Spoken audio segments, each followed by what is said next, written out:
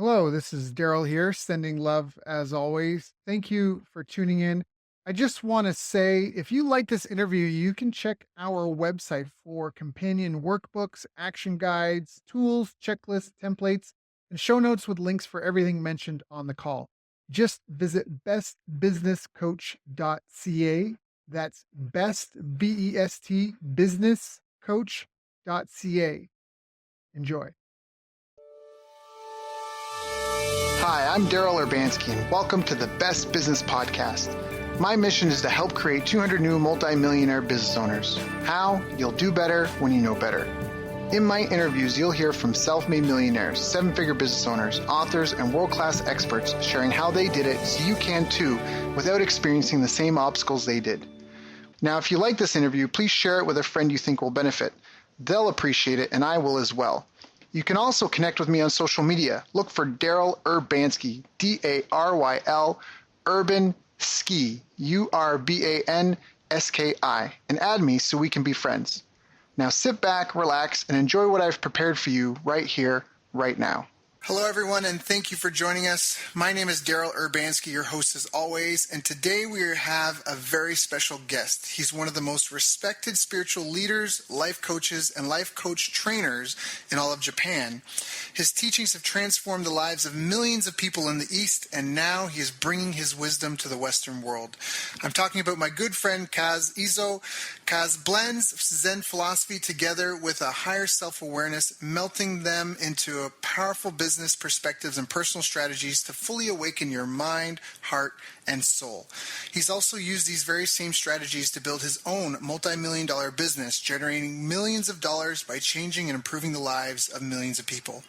Today I've asked him to come here and share with us some of his wisdom, experiences, and lessons learned along his path from when he first started as a young grasshopper to where he is now. Kaz, thank you for joining us, my friend. Genki desu ka? Genki desu. How are you, Daryl? Hey, good. Genki da yo. Sugoi genki. It's an honor and it's a pleasure to have you here. Right now, if the people listening in, Kaz is in Japan actually right now, although he does have a house in California. But yeah, how's the weather? How are things in Japan? It's very cold here, as cold as like in New York area. Got it. And you're just in southern Tokyo, right? Yokohama? Right, exactly. Now, it's the southern part of Tokyo, right? Is that where you grew up? Yeah, this is where I was born and grew up. Got it. Is that the house that you were born and grew up in? Yeah, I'm exactly at the house I was born. That's so awesome. Yeah, that's so awesome. I love that. That's cool. There's so much history in Japan. So yes, as the people listening, as we talked about, you've come a long way, and obviously now you're very respected and looked up to by a lot of people. But you didn't just wake up one day and get there. It definitely was a journey, right, of many steps. Right. And yes, so, definitely. how did you even get started? Like how?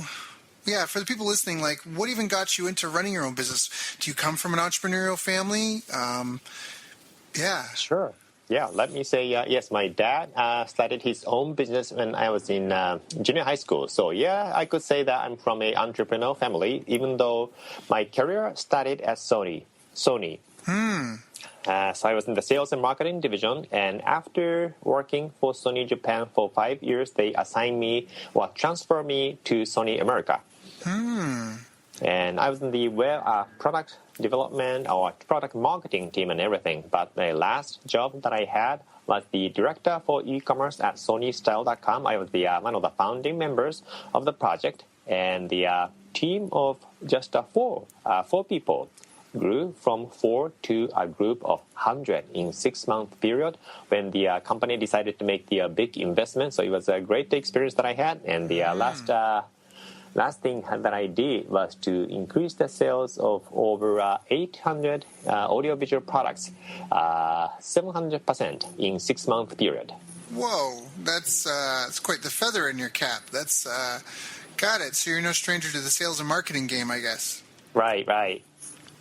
So it was so much fun. Now, has there been a lot of I know the answer is probably obvious, but has there been a lot of, because that's very corporate, and you come from a corporate world, and a lot of people associate, corporate marketing that wouldn't help a small business owner or even a medium-sized business. That is so true. Okay. Yeah.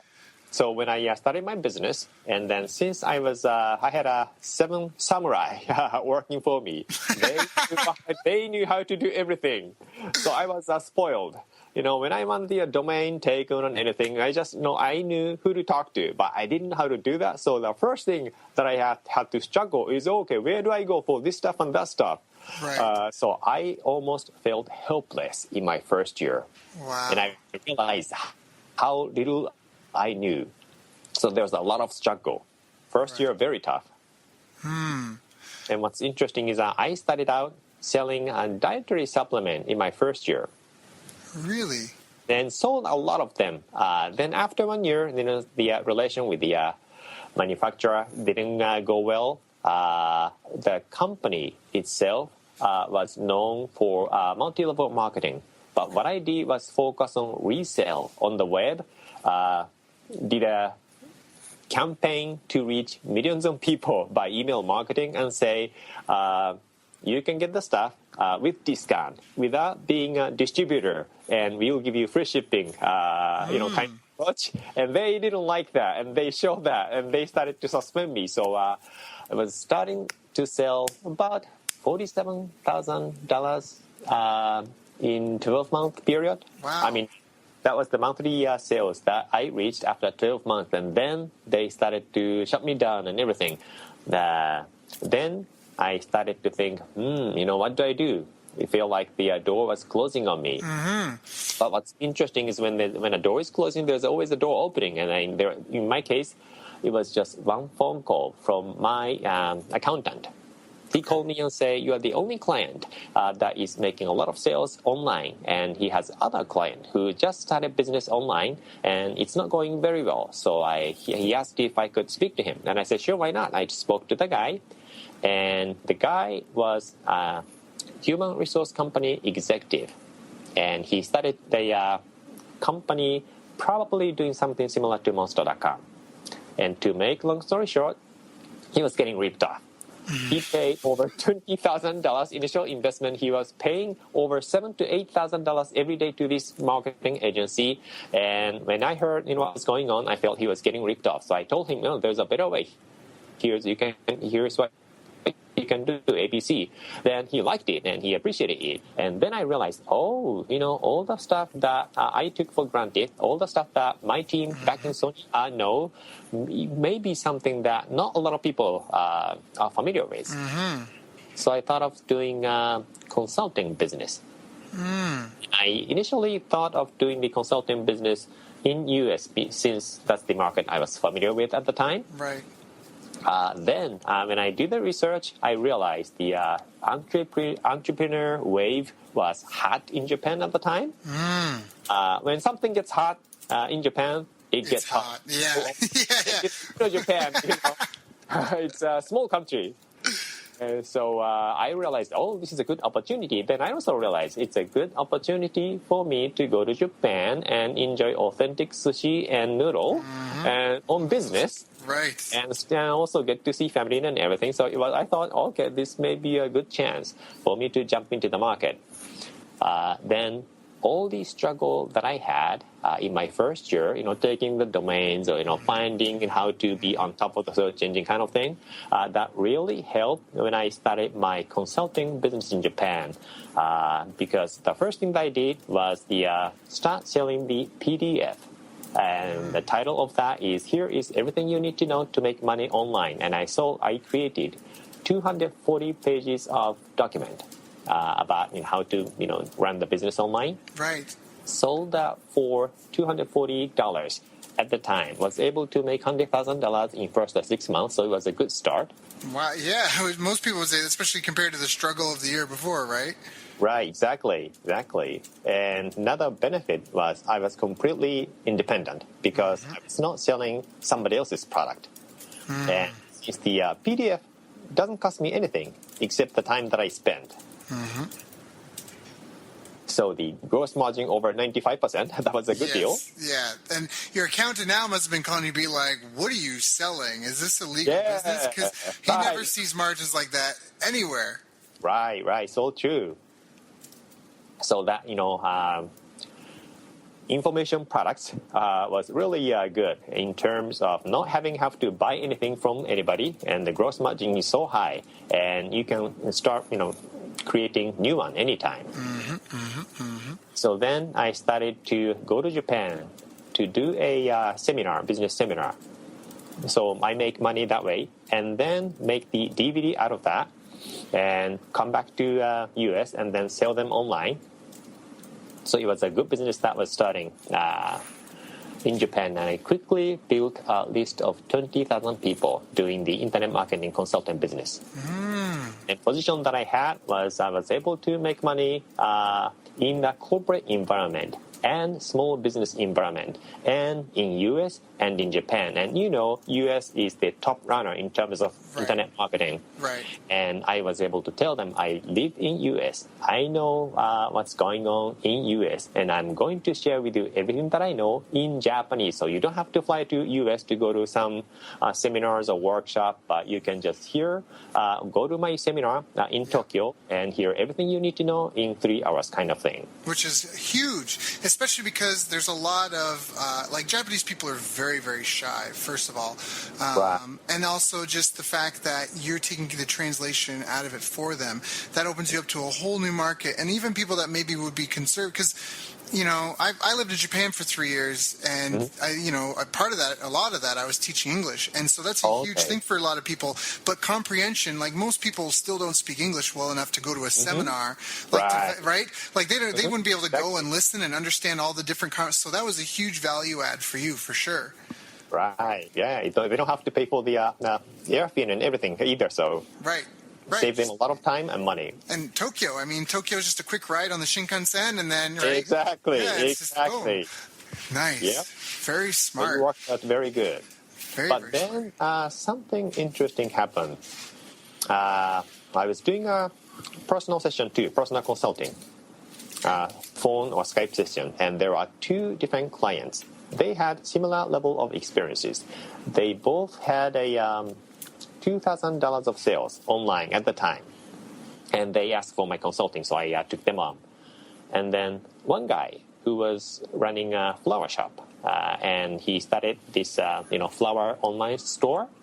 He was making $2,000 at the time, and then I was also doing web development. Also, I was teaming up with a designer. So changed their website entirely, and in the first year, his sales has grown to $10,000 per month. And then over the course of 4 or 5 years, his sales has grown to $70,000 to $80,000 a month. Wow. Yeah, so I felt really good. And then in the meantime, the other guy who was at the same level, $2,000 a month, he was selling information products. As to how to not to be nervous in front of people kind of thing. Anyway, his sales remained flat. The same period, 4 or 5 year period. And the reason is sometimes he had some fear factor. He tries something when it doesn't work, and then he froze him. And what I realized is, first, I didn't know what was happening because I was sharing everything. Right, you just gave all the secrets. Exactly. And then one guy, sales just skyrocketed, and the other guy, nothing happened. And what I realized is it's not necessarily the know-how alone that makes a difference. It's also the mindset. So if you use the analogy of a computer, its application runs well when the operating system is solid. I have a horrible memory with the Windows 98 that kept crashing, and every time I download a new application, it got slower and slower. It was a horrible experience that I had, and then I figure maybe something similar is happening to people too, when people do not have the right mindset, and then all that know-how comes into your right ear and goes out of your left ears. So when I started to be interested in the life coaching, so that I can address both know-how and the mindset. and then start having a real impact on people because you started trying to, I guess, focus on the deeper problems. You were teaching people the strategies and the tools and the techniques, but getting unequal results. And you realized that for you to help everyone, you had to start at the foundation and build them up from there. Is that kind of correct? Yeah, that's so true. And then something interesting happened. What happened? Yeah, well, I was really interested in the mind aspect of people. At the same time, I was also starting to be interested in the spiritual stuff, partly because my first year, my first experience with Zen goes back to high school. And whenever it was a fasting and Zen retreat, I had stiff shoulders, and I had, in Japan, we have the cruise. Very strict school system. So to get into college is very hard.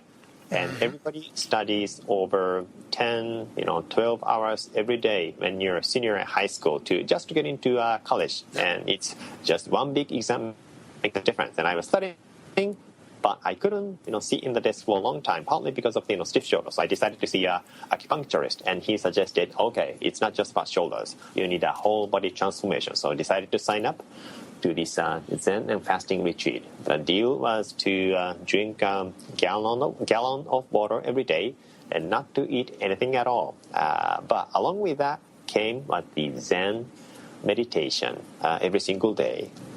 And when we rested our mind, then your mind is inactive. Then I even felt clearer. I felt very clear consciousness of myself when I was doing Zen. And then during the test, some miracle happened. I was started to daydream during the test. Then when I woke up, I only had 15 minutes left when I still had half our material left. But I was able to finish that. I was able to get the focus back, and I felt like that was all because of the Zen practice that I had. So since then, whenever I have a life-changing situation, I developed the habit of going inside to find an answer. So that's how I got into the spiritual stuff, mind stuff. So I was really started to be interested in the mind aspect and spiritual aspect of people.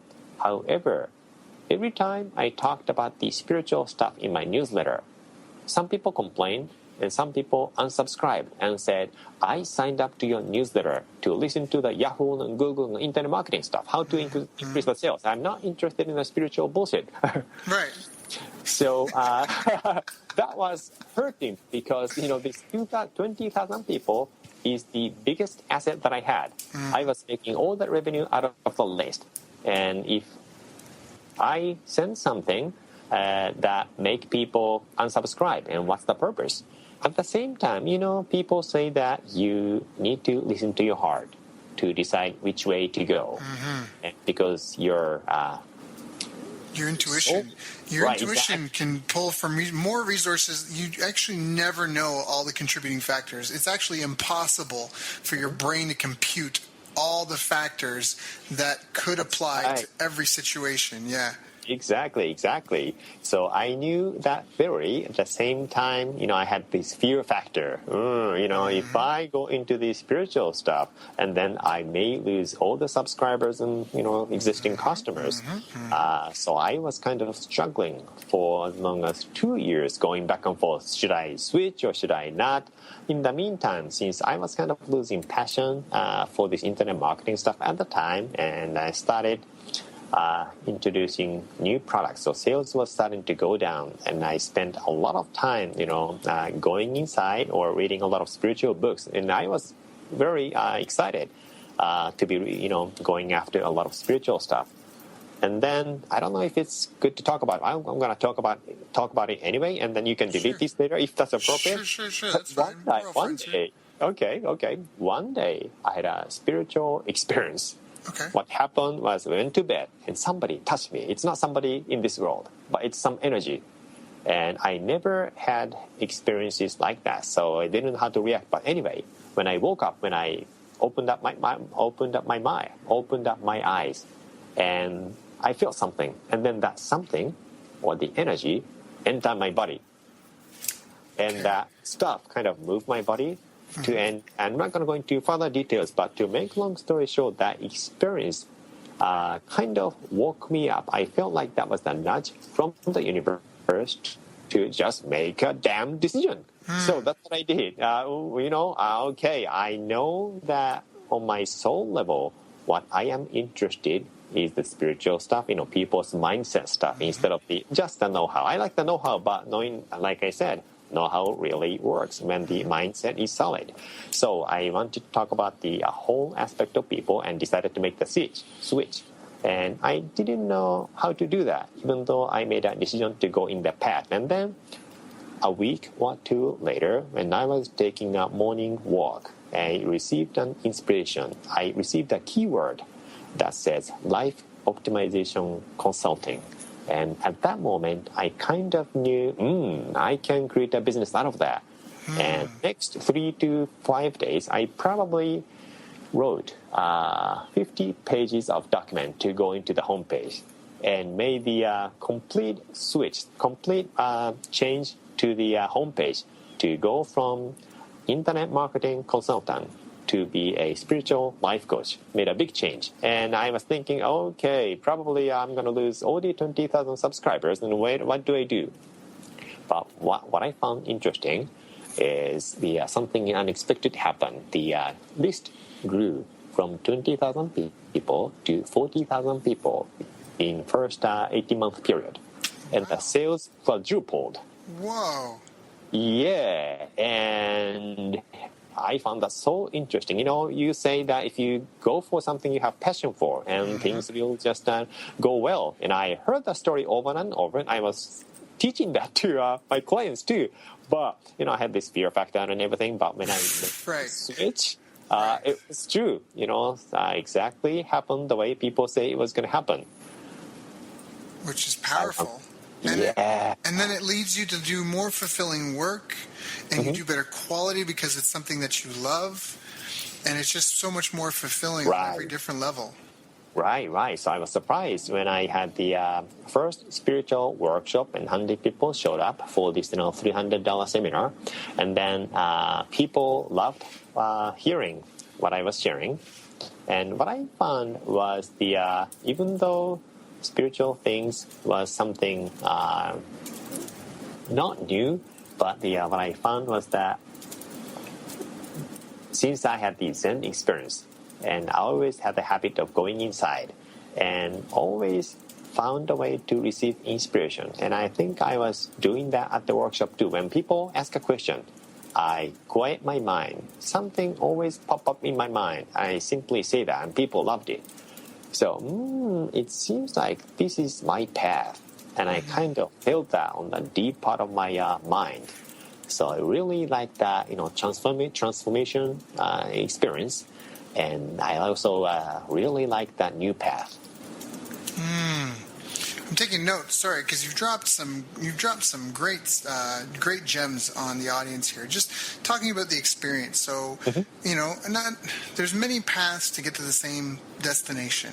Right. But you struggled for what I love is some of the time spans, because you're not like, I thought about it for a week or 2 weeks or 2 months, and you're like, I thought about it for 2 years before I made a decision. So I just love how at the beginning you were working with someone else, you developed skill set, you left, but the skills you learned there did not apply at all, and you had to start at ground zero again. So now you're new, but you dove in, you were committed to it, you hung with it for a year, you struggled, got through. Now, when you first started, you were an affiliate marketer, which is great because it helped you develop your sales and marketing skills without having to worry about the product or product fulfillment. But then you figured, obviously, you got burned, and then it's like, I just love the story because of how it evolved. So then now you develop your own product, and you do the same thing. And now you're doing just like you did before because the skill set is transferable, right? But now with more control of the product. And the other part that I really loved is that you did your market research first. And I love that because you're like, I did my research and then I made a decision about my business then. You're like, I should go this direction. And it just worked out that it took you back home so you could be with your family and friends and actually made you way more valuable. Because honestly, as an internet marketing consultant, how could you compare? Like, you could do that in the States, but you're Very just another person. market. Very competitive market. Yes. But you found a niche. You found a niche within a niche, and that blew up. And then you went even deeper. And there's a saying, and forgive me if I offend anyone, but there are riches in niches, bitches, is the way the saying goes. And so I loved it because you had a niche, you did research, which is amazing. Not enough people do that, myself included. Did the research, you went in that destination, you went and found success. Then you niched again, and your list doubled and your sales quadrupled. Right.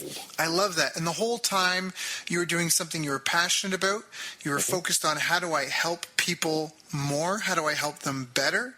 Right. How do I really help them on like a life, like great. I mean, you help someone make an extra few thousand a month. I mean, it can be life changing, but some people, like, it's a whole concept. Some people win the lottery and then they're broke and miserable, right? They're broke and miserable. They win the lottery. They're still broke and miserable. It doesn't fix the problem. And a lot of people, they want money, but money it's like an accelerator, right? It doesn't make anything better. It just makes it bigger. So if you're a jerk and you get a bunch of money, you're going to be a jerk with a bunch of money. Like that's yeah, so right? true. You're going to be a bigger jerk. Like that's really what it is. Right. So, I just love your story because it's just really sincere. You shared failures, you shared parts that, you shared your growth progress that you learned from other people, that you didn't know what you're doing, that you tried anyway. And the dedication, I love that. So what were, for you, do you feel some of the biggest challenges? Like, looking back, do you feel that you had milestones that you overcome? Like, first I figured out, like I kind of alluded to maybe one, it's like I figured out how to do the marketing, and then I figured this out. Are there milestones that you see for yourself? Like, it's almost like an awakening path? Yeah, sure. There are a lot of them, but let's see. When I was in the corporate world and when I failed, all I had to do was do the quick presentation and explain why I failed. Right. But in the small business, when I failed, and then it hit my bank account directly. So that changed the emotional reaction dramatically. And I didn't handle that very well in the first several months. And one of the biggest challenges that I had was since I was in the dietary supplement, it's a repeat business. So when you have a lot of repeating customers, it's a good business. So what I tried was to build as many repeating customer base as possible. So I was making a lot of investment. A lot of times I was paying over 5 digits every month for the advertisement just to acquire new customers. Wow. So after a year, sales, like I mentioned, went up to 47,000 per month, and then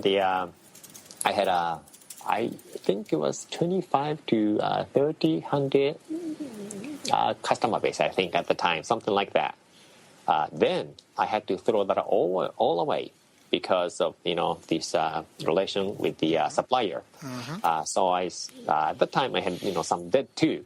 So I was like in financial crisis, and then I have to find something new very quickly. And the way it happened was that one phone call from the consultant, and my mindset at the time was I was busy with myself. So how do I have time to help other people? Right. Right, because I really have to find something new. But what's interesting is when I helped the man who was getting ripped off, I was helping myself. That conversation helped realize what I had.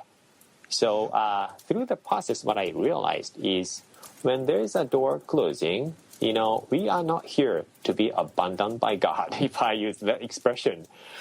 When a door closes, it's always, I think, a nudge from the universe to try a new path. Because let's say if I had stayed in that dietary supplement business, I'm not too sure if I'll be as happy as I am today. I'm really happy with what I'm doing now, and I'm so happy that I was guided to where I am now. And the way it happened was when the door closed, when the things were tough. But one thing that I did was keep my mind and eyes open. And it always happened that way. And when I knew that maybe that's how the life works, that's how things happen to a lot of people, a lot of my clients. Yeah, well, that's exactly it, because sometimes we think we know, but again, like we talked about, there are so many factors at play. I mean, even just in people have their entire life planned, but they're not considering like global resources, global warming, what nations are doing. Is there going to be a war where you are? Like at any given time, there are so many things going on. Alan Watts said this, and I love it best. He said, "You live in the place you call here and now, and your life is like." Your life to the universe is like what a wave is to the ocean, and it's all happening at the same time. Right. So there are millions of waves in the ocean at any given time. The same thing, like your life, it's just this cascade. I don't want to go on too much of a tangent, but there's so many people making so many decisions at any time that all interrelate, and the weather and outer space and governments, and who knows. So I fully get it. You just have to trust it. We never value or appreciate or even know the time that you were crossing the street and you went left instead of right. And if you went right, you would have been hit by a bus, Right. So I fully get it. When doors close, people want to cry and bellyache, but, it's just... Things do not turn around when you are in the victim mindset. Yes. And you got to pull yourself out of that. So yeah, and that state management is a big part of running a small business. Yes, because when you are frustrated. Sorry. Yeah, when you are in a good state, in Japanese we call that genki. And when you are genki, you can do anything. That's right. Genki da yo, sugoi. Yes. Yeah, genki. It's very important to be genki. To be genki comes first. Before anything else, because that's one reason I spend at least 2-3 hours every morning to optimize my mind and body. That's how I start my day. That's my routine. And I do that partly because I know the power of inspiration. You probably know one inspiration can change the whole aspect of mind, life, and business. Yes. And that's since I believe in that, I like to be in the optimum state every single day. To do that, I just spend the first few hours of the day doing the yoga and stretches and walking and Zen meditation and affirmation in the shower. I have all this routine, and I do that every single day as a commitment to myself. I saw a movie, I think it was The Conversation with God, by Neil Donald Walsh. And in the movie, he said, I don't want to just make a living. I want to live a life. So just making a living versus living a conscious life. I think I like to live a conscious life. I agree. Yeah. That's so well said. And again, you're dropping, for the people listening, I hope you have pens and paper out. And just think about this story, because that's already a huge key. Bookending your day, having a routine in the morning and a routine at night is so critical. I like you, I have a morning routine, and it's a totally different scenario. If I do not wake up and I do not respect my usual routine, my day it's lost. Like I'm not, like you said, I'm not in my optimal state of mind. I'm not in the motions. I didn't wake up. I'm just like you. Wake up, exercise, meditate, some affirmations, planning my day, the exact same thing. I love We live in a similar life. Yeah. I think that's how we attract each other. Right. Well, exactly. So like minds attract. So yes, I fully agree. So now, I know for some people here listening, we've talked about your story. There's been lessons that have been dropped out. What are some of these transferable skills that have helped you grow your business and are helping some of these other people grow theirs? Or what do you think are some of the fundamentals that have helped you be successful with each of these businesses? Let's see. I think it's the power of pivot. You know the basketball? No. Well, I know a basketball, but no. Yeah, pivoting. Pivoting is just a change your direction, change your focus. Pivoting, yes. Pivoting, yes. Yes. I think that's what I did when the door was closing, pivoting. And that's what I did when I stayed in Sony for a total of, I think, 12 years. And when I increased the sales 700%, the company still wanted me to go back to Japan because I stayed in America long enough and everything. But I didn't want to, so I had to think, what do I do now? And then pivoting. Okay, I was kind of trying to stick with Sony environment, corporate environment. But then, when I felt like things are not for me. Things were kind of against me. Then okay, this is not the lane. I should stay. I should probably change the lane. And so I did another pivoting.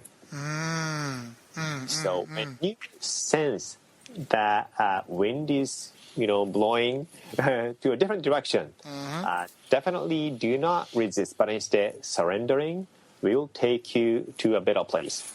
And I do kind of believe that there's kind of like a life blueprint. There's stuff that you're supposed to learn. There's a path you're going to shine, and all you need to do is stay open. And all you need to do is create space in your mind at least once a day, so that you are sure which direction you like to go tomorrow. And if you have a good day today, you have a good day tomorrow. And if you have a good day, then you have a good week. If you have a good week, you have a good month, you have a good month, you have a good year. Yep. Exactly. Small hinges swing big doors. That's so true. You said it right. So now, not only have you been successful, but you've coached a lot of other people to success. In fact, you just certified 200 life coaches. Is that correct? That's correct. Yeah. So when people get into the life coaching business, what do you see some of the mistakes people making when they try to be successful as a life coach?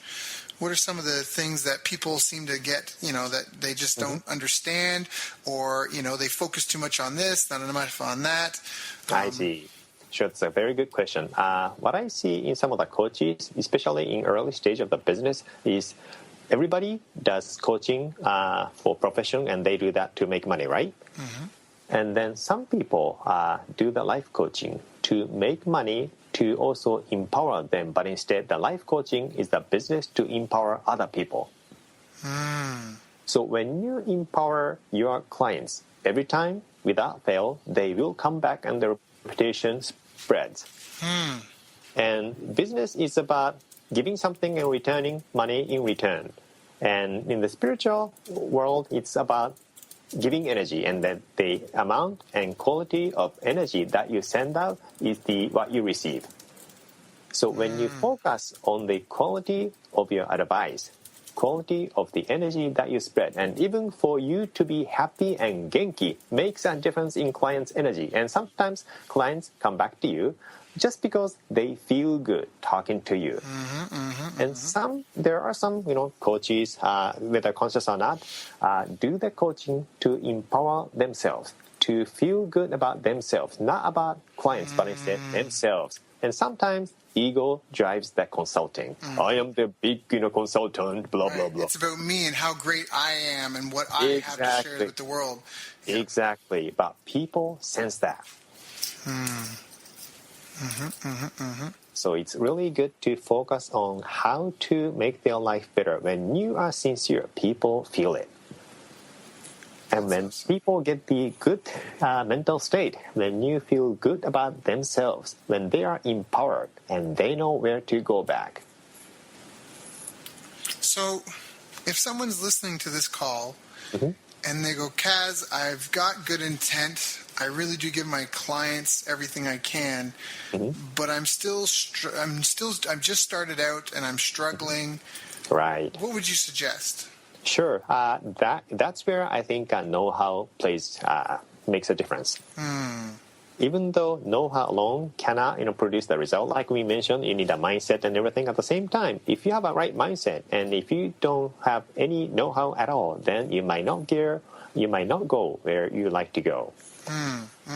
So there are tons of information out there, some of them free, some of them on fee-based, but if you Google, you can find anything. So my suggestion is, if you think what you are missing is the know-how, get the know-how, get help, talk to somebody who knows. And one way to also find out what you are missing is talk to a life coach like me, so that you know what's missing. But I'm just kidding. It could be anybody. As long as the person knows you inside out, and to be able to tell you what you are missing, whether it's a know-how or the mindset or the combination of the both. So to know what you're missing is a great start. Right. That's how you can figure out what help to get. You can get any help in the world. I think that's what Einstein said once upon a time. He said sometimes clearly defining a problem is half the battle to the solution. That's so true. And so just what you said, someone who knows you, who can have an outside perspective and see what you need. What kind of know-how do you need to be successful as a life coach? How do you to run a successful life coaching business? Sure. Let's say, it's the same basic business principles applies. You need to be able to find a way to find your prospect. And to do that, you like to know your target customer. And to know your target customer, and that you might want to know yourself so that you know who are the kind of people you like to help and how happy you will be when you help a certain group of people. Some people are happy when they help young children. Some people are happy when they help elderly people. And some people are happy helping business executives. So to know what you are happy with is always a great start. And then in terms of the know-how, you need to know how to, let's say, if you have a website, you like to know how to generate a traffic into your website. And when you have a good website, and then it's good to know how to have a good conversion page. So traffic generation and conversion, and then business continues well when you have repeating customers. So if you find a way to keep the customers coming back to you, that's always a great way. So if you have those principles in your applied in your business, it's always a good place to start.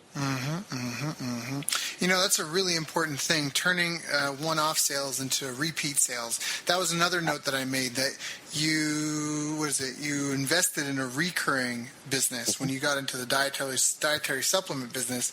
I heard you say that you were going negative on the front end because it was a recurring model, if I heard correctly, because you knew that there were going to be repeat purchases, and you were investing heavily in that. And that's a powerful thing, because if you have to go and hunt something new today, you have to hunt every single day. But if you can set something up on recurring payments, or stretch it out for a time and let me sell you something that spans across a period of time, now it's not as intense, right? You can breathe a little bit. So that's a really key fundamental. Finding a way, you can maybe sell a one-off item, but have it lead everyone to recurring, repeat sales. That's powerful. That's really powerful. Yeah, because what's most expensive is the acquisition cost. Right. Yes. Most people have no idea how much it costs, and they'd be flabbergasted how much it costs to acquire a customer in their business. For most businesses, I'm going to say it's anywhere from $50 to $500 to get one customer at least. Right. And if you're trying to make your money selling a $37 ebook, those days are over. Yeah, I hear you. Look at you, you're like, I feel that pain. So, question for you. A couple of things that just out of personal interest. Sure. You said that you would go to Japan and you would do your seminars, you would record the seminars, you would make a product out of that. Now, that's old hat. But then you would come back to the States and then you would sell them in Japan kind of online. I wanted to know, how did you sell them? Was it with a webinar or a video sales letter, or how? What was your method of selling those? Sure. And I do a variety of things, but since I have right now 60,000 people subs, that helps. So make the announcement to my newsletter. Yep. So to build a list really makes a difference. When you build a list, you can live anywhere in the world, and all you have to do is, when you have a new product, make an announcement. When you have a new event, make an announcement. Right, the money is in the list. Fair enough. Exactly. Another thing you can always do is create a sub-list. So my official newsletter, I talk about a lot of general stuff, and then one day I say, okay, if you like to be a spiritual life coach, and then sign up to this newsletter, and then I'll show you free video.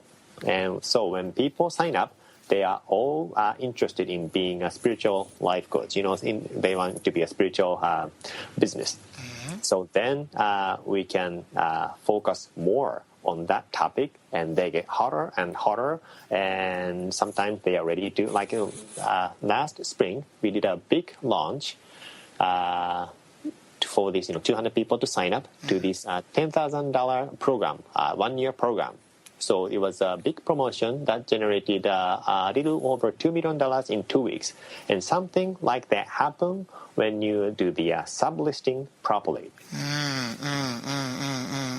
Yep. Yeah, that's very powerful. So let's just quickly recap for some people here some of the fundamentals that you've mentioned, because not only have you given, again, there's a lot of depth to this. I really think people might want to listen to this interview a few times to get all of it, and I say that sincerely because you've talked about your journey. You've talked about your path to just kind of your coming into yourself and your purpose and your reason for being here. You talked about the different evolutions you went through from working from someone else to coming to where you are now, and you've talked about some really key fundamental things. So one is you started with doing the market research. I already mentioned this. The next part was that you followed those and you found the market first and then developed a product for them. Then you naturally evolved into, you didn't just decide you were going to do live events. You started with an ebook, a PDF, something small, simple. You sold it. You started making sales. You built a buyer's list, and then you nurtured that list, and that evolved into doing a live event. So you already just said the money's in the list, and that right there proved it. You started building a list, selling something, $240 necessarily isn't cheap, but at that time, there's probably nothing on internet marketing in Japan at the time. I imagine. Yeah, you had just open reign. It was like a new predator with no, like a new carnivore without any predators in a country full of herbivores, like just free reign. And so for you, you built the list. You had that out there. You evolved, stepped people up to a live event, and then you evolved into coaching them on that. And I imagine some group training programs and even mastermind programs. And out of that, you evolved. Then you sub-niched it down. You already mentioned that there is sub-list. So you've always list building. You found a way that you could differentiate yourself. You built a list. You sold them small products. Then based on what you heard from them, you sold the next product and the next product, building a tier that people would climb up to. And a whole time building your list, building your following, nurturing people, coming from a place of really wanting to take care of them. And now, like you said just now, you're like, well, really, the list, I've got 60,000 followers, so that really helps. And so, because you've got this amazing relationship with these people where you're giving them amazing content, you're coming from an authentic place, trying to help them. And even just in this conversation, like, talk to me or talk to someone else, right? I think those are just some really, really key fundamentals, especially we mentioned a recurring business. You talked about selling a 1-year-long program. It wasn't, hey, get this and we'll be done for a minute. So I almost also see the evolution in how you do your business, right? Like at the beginning you're selling the one-off PDF and that worked really well, but I imagine at some point, that just ran out, right? And that's almost what forced you to do the next thing. Right, and then evolve from that. So we've got market research first, start with a low front-end product, build a list with that, do something ideally, I guess, where you can get to know them better, or for you as a live event, so you created a community. Because when you're selling the PDF, there's not really a community in that, right? Right. Now you've got a live event. You have an actual community, faces, names to faces, hands that have been shaken, right? Exactly. Tea that's been drank together. Then you evolved into that, now we talked about repeat sales or recurring business sales and growing and nurturing it and just evolving it. And I just love that. So did I miss anything that you would consider as a fundamental from that? No, you just caught it great. Wow. I like the recap. But you just gave away the goods. That's why when I tell people in these interviews, if I'm like, you need to re-listen to that. If you didn't catch it, go back and listen to it, especially if it's in a story format, because it will help you remember. We learn through metaphors and similes and analogies and stories. So it's I could tell you the fact, and some people, facts work really well, but stories work for everybody. And that's even why I asked, how did you get started? Because unknowingly, I'm getting secrets from you, for my listeners, that you don't even know because you're just telling your story, right? But there's real power in that. So you've come a long way, and obviously that's why you've been able to help millions of people. No, thank you. One thing I like to add about what you said about listening to this a few times is remember that 2 different people that I coached, and the guy who increased the sales from 2,000 to 70 to 80,000. He recorded my personal session and listened to that while he was delivering flowers to his clients. So he listened to that session over and over until he got it. and the other listened to that and then didn't do much about it. So I also agree that listening to something a few times, it really makes a difference. And another reason is that not everybody does that, partly because people like stimulation. When they hear something new, it's a good stimulation. But when you listen to that over and over, sometimes it is painful. Sometimes it takes patience, and to also make sure that you have that concept built into your system, it takes some discipline. And people like stimulation than those disciplines. That's why even I'm sure that even though you listen to Daryl today, but not everybody will probably listen to this a few times. Only a handful of people do that. But those people who decide to listen to this or listen to other audio a few times every time will definitely get ahead of other people. That's right. That's so well said, and I love it. And you reminded me of my favorite quote about mastery. If you want to master a skill or something, and the quote is, "Do it until it becomes dull, and then keep doing it until it's beautiful again." Oh, I like that. And that's a great quote because it's so true. The grind. What is it? Thomas Edison said, success is 1% inspiration, 99% perspiration, sweating. So true. Right? So and true. so that's the grind. That's the unglamorous grind of enjoying the journey and knowing your destination. And like you said, coming from a place where in your heart you won't have regrets because you're following your life's purpose and your passions, and you've got the right mindset, and you really want to make a difference in the world and help people. I mean, even if you fail, how could you regret that, right? So I just think that's such a great lesson. This has just been a super wonderful call. Great. Thank you for saying that. I feel like, is there anything that I should have asked you that I didn't ask you about? No, you asked a lot of good questions. Then one thing that I would add to this is in this country, so many people are mind busy. But the beauty of Zen or meditation, whichever term you use, is when you rest your mind and when you receive inspiration. One inspiration can change so many aspects of your mind.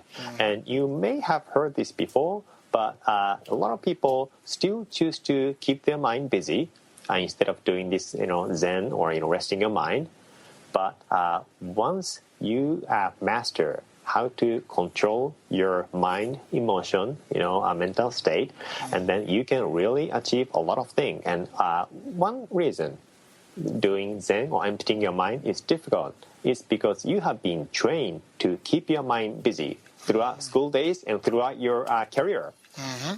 But everybody has ability to let go of thoughts, empty their mind, and receive inspiration. It's a matter of you use that skill to develop that. And I like to say that everyone is born with this ability. You just have to sharpen that a little bit.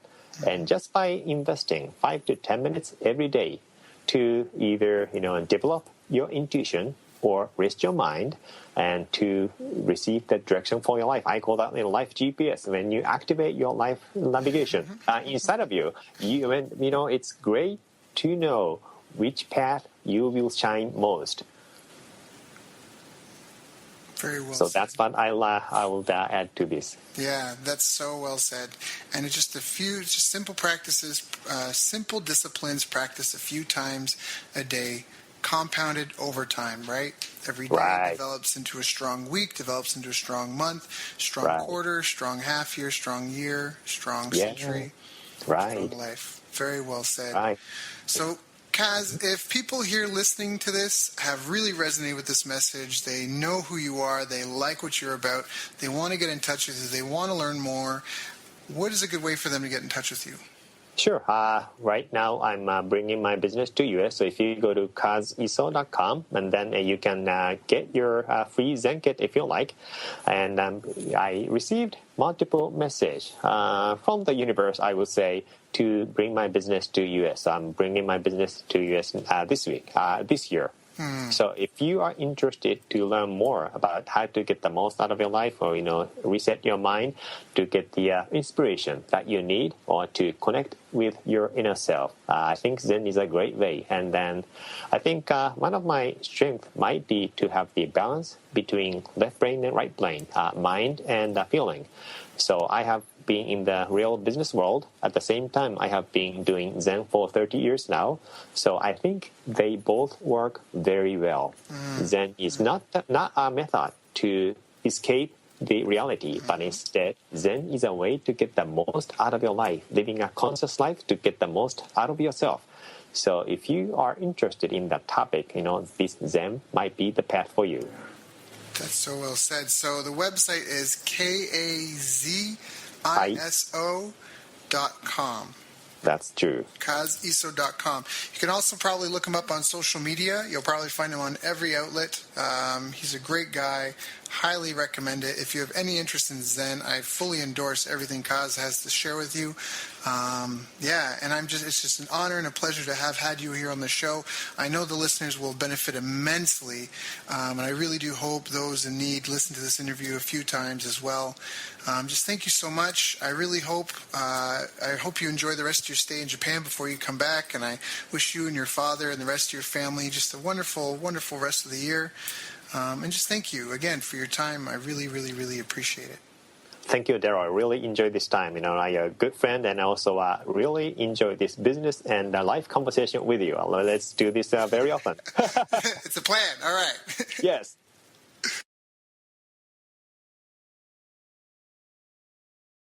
You've reached the end of our interview. Now, first, let me thank you for listening. I appreciate and respect you more than you'll ever know. And now I'd like to ask you a couple of questions. First, what 3 lessons did you just learn? What 3 aha moments just jumped out at you? Second, what can you implement for yourself and your business in the next 24 hours? Third, what can you give to someone else to help you with, or give them to just do it for you? Whatever it is, remember, taking action is the secret sauce to results. Now, if you think this interview would be helpful for a friend, please give them a link to it. It'll help them and it'll help me too. I'd also like to invite you to help me find out more about the challenges you're facing, your dreams, your goals, and how I can help you overcome what's holding you back. We both do better when we know better, and your success is my success. So please reach out and interact. You can visit our website, bestbusinesscoach.ca for Canada or California, where I'm from and where I'm living. You're welcome to also try out one of our paid programs. You can find us on YouTube, Facebook, and pretty much every other social media channel you can think of. You should also subscribe to the podcast, and if you're enjoying them, please leave us a nice review. It really helps. That's all for now. Once again, thank you. Take care of yourself, and remember, the world needs the best business you can build. And I believe in you.